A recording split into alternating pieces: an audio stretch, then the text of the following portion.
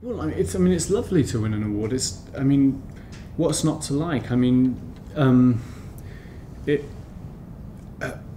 You have to be. You need to be level-headed about it. I mean, an award, you know, it makes a big difference, especially early on in your career. I mean, winning the Clarke Award for my second novel, I think, had a really big impact on my career, and that was a really wonderful thing. And I'm not saying that, you know, winning them later doesn't feel wonderful. It does, but it's particularly so when you're starting out and you're very you're unsure and you're nervous and all that sort of thing.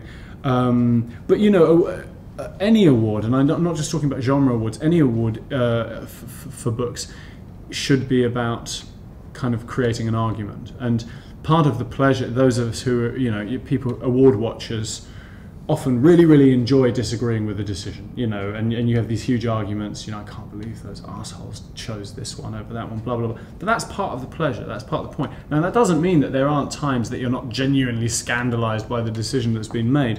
But nonetheless, as long as they generate a discussion and a debate, that ain't bad. Now, if on top of that a book wins that, even if it wasn't necessarily your top choice, you think is an admirable book that does a lot of good things, that overall you're pleased to see doing well, you know, these are not bad things. So so that's kind of from an objective perspective. And as someone, if you win them, it's lovely. It's absolutely wonderful. I mean, as I say, it